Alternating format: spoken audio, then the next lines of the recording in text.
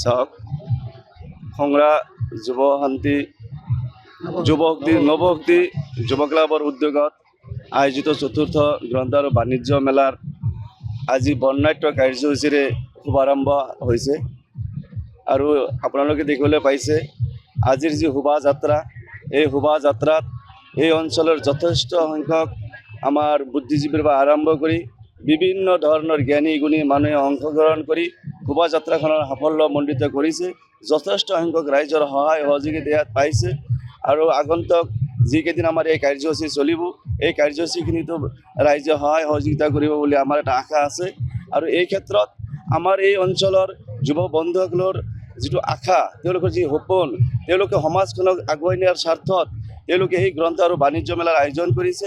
এই ক্ষেত্ৰত আমি সকলোৱে ৰাইজে এই গ্ৰন্থ আৰু বাণিজ্য মেলাখন এখন দীৰ্ঘম্যাদী বাণিজ্য মেলা হওক, আৰু এই বাণিজ্য মেলা আৰু এই গ্ৰন্থ মেলাখন এনেকুৱা এক গ্ৰন্থ মেলাত পৰিণত হ'ব লাগে যে বিভিন্ন অঞ্চলত বিভিন্ন ধৰণৰ অনুষ্ঠান প্ৰতিষ্ঠান হৈ আছে, কিন্তু আমি সবেই অনুভৱ কৰিছোঁ যে উক্ত অনুষ্ঠানসমূহৰ পৰা আমি ৰাইজ ইমান লাভান্বিত হোৱা নাই।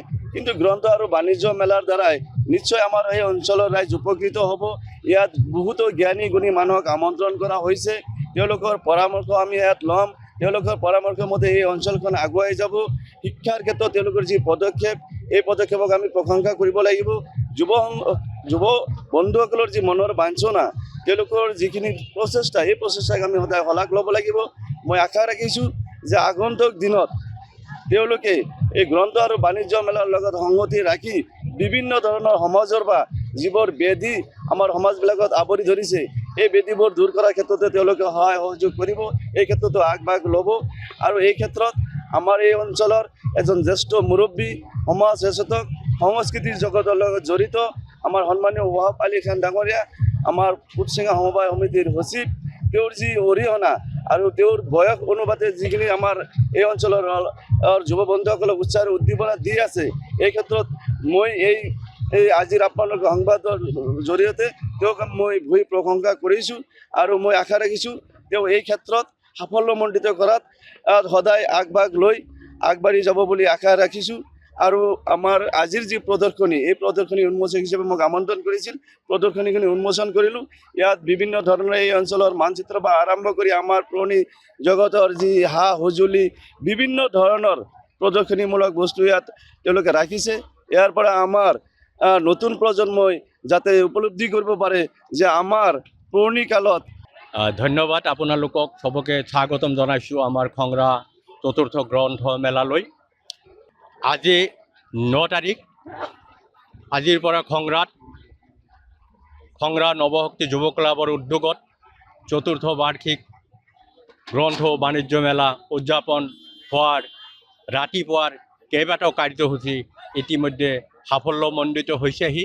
আৰু তাৰে ভিতৰত উল্লেখনীয় কাৰ্যসূচী যিটো সাংস্কৃতিক শোভাযাত্ৰা, আৰু এইবেলিৰ সাংস্কৃতিক শোভাযাত্ৰাত এটি নতুন মূল্যায়ন কৰিছে বুলি আমাৰ সবৰে বিশ্বাস হৈছে।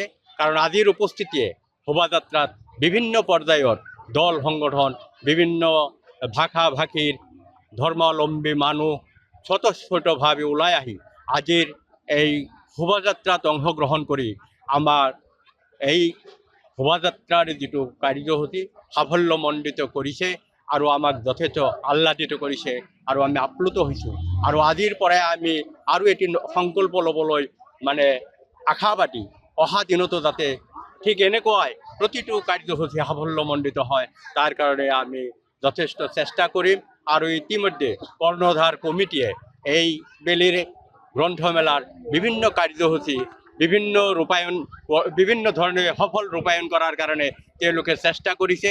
আৰু কিছু ন কাৰ্যসূচী ইয়াতে সংলগ্ন কৰা হৈছে, সেই কাৰ্যসূচীসমূহ সফল হ'ব বুলি আমি আশা কৰিছোঁ। আৰু এই গ্ৰন্থমেলাৰ লগত জড়িত থকা প্ৰতিজন ব্যক্তিয়েই অহা দিনত সমাজৰ বিভিন্ন, বিশেষকৈ সংখ্যালঘু অধ্যুষিত অঞ্চলত বিশেষকৈ বিভিন্ন ব্যাধিৰ জন্ম দিছে, সমাজ ব্যৱস্থাত বিভিন্ন ধৰণৰ ব্যাধিৰ জন্ম দিছে, বিশেষকৈ ড্ৰাগছ, মদ, ভাং, জুৱা খেল ইত্যাদিয়ে আমাৰ বিভিন্ন অনুষ্ঠান প্ৰতিষ্ঠান যদিও উদযাপন কৰা হয়, তাতে তেওঁলোকে এইখিনি পৰিৱেশন কৰিবলৈ বিভিন্ন সংবাদ মাধ্যমৰ যোগেদি আমি জানিবলৈ পাওঁ।